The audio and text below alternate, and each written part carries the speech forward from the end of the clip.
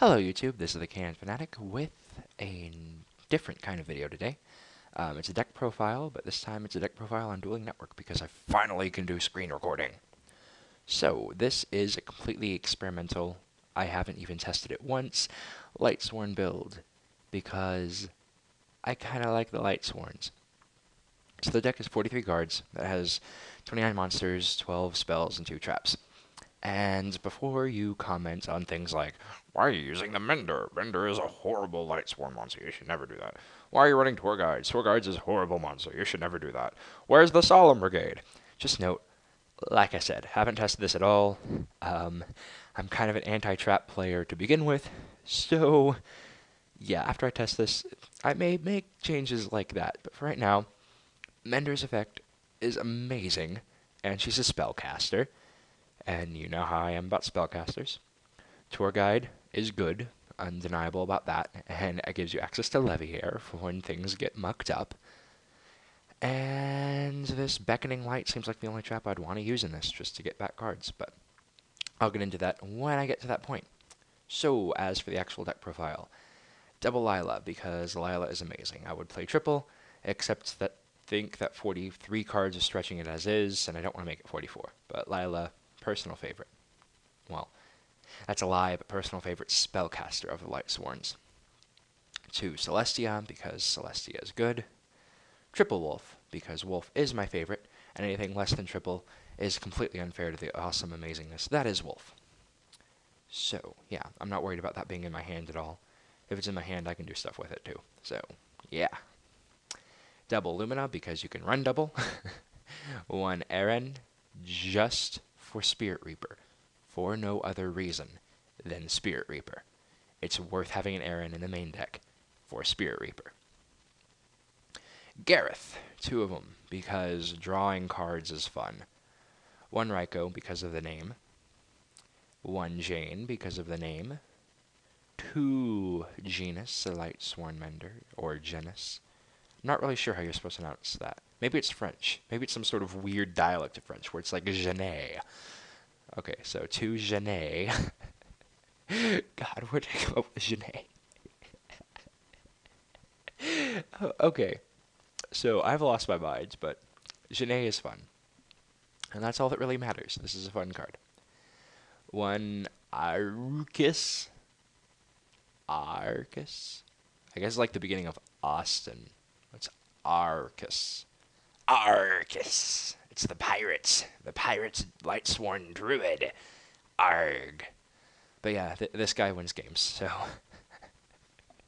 I don't even know what's wrong with me. This guy's fun, so use him. Honest, because honest. Triple JD, because JD. And it's Lightsworn. And I'm running 17 Lightsworn monsters. And I'm running quite a few different types.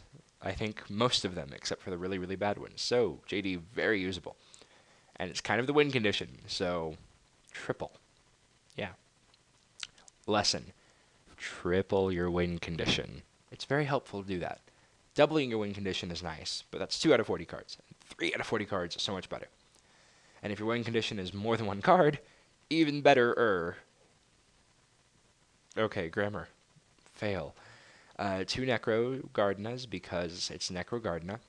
1 Plague Spreader.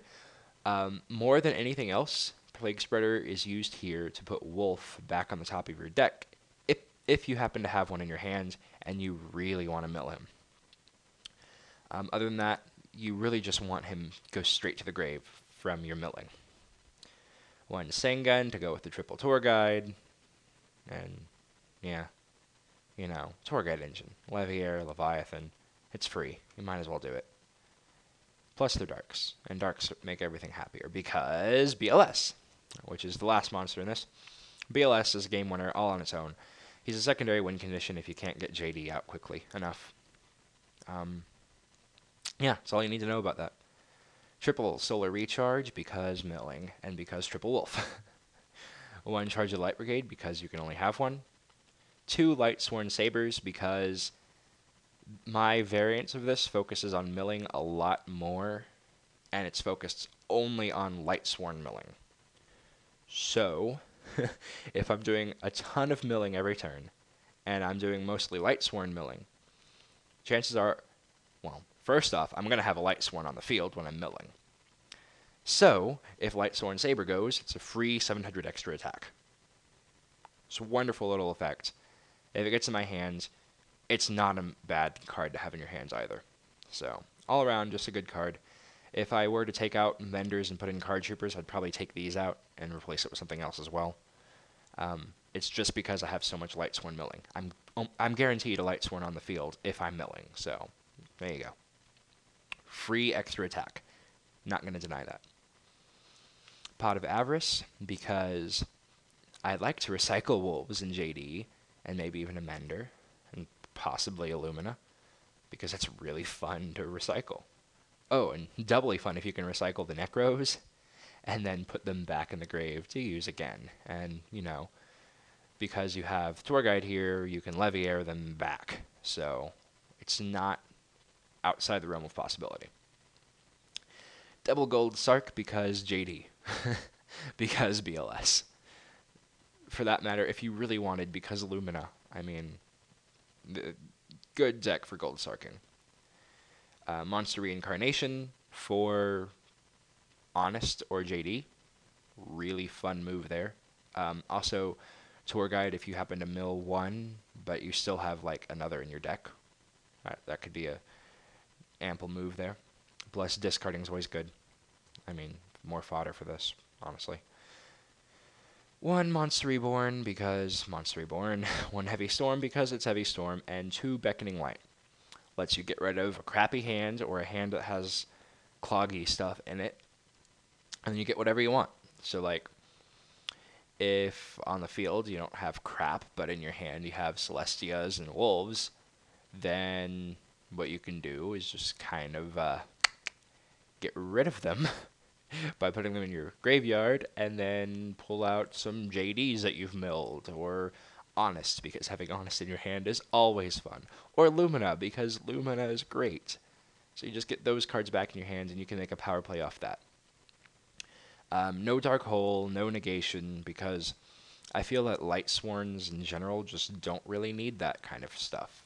I mean, JD takes care of pretty much everything, and you run triple of them, so if one of them gets solemned, then you have another, and if he gets solemned, you have another, and if that one gets solemned, then you can just Pot of Avarice or Beckoning Light them back onto the field, or even Monster Reincarnation back into your hand, and throw them down again. So it's really not a deck that worries too much about it. If you get bottomless, I mean, that's an issue, but there can only be 2 bottomless trap holes, so you're still going to be fine. Chaos Sorcerer is a bastard. BLS for the opposing side is a bastard. But, I mean, that's Lightsworn. You can deal with it. Generally, you should win before they get that kind of stuff out. Especially if you have Lightsworn Saber. I mean, just picture it. You know, you mill for Lila, and then you mill for Gareth, and in the process you mill a Wulf and a Lightsworn Saber. You just got a 2800 beater for absolutely nothing, plus a card in your hand. I mean, and that's the kind of stuff Lightsworns do all the time. Granted, I'm no Lightsworn expert, so this build is probably making a lot of you cringe, but nonetheless, that's Lightsworns. They're really powerful, and they don't focus a lot on defense. I'd say they're a lot like Chaos Dragons in that regard. Chaos Dragons really don't care about defense. They just care about getting their big plays out.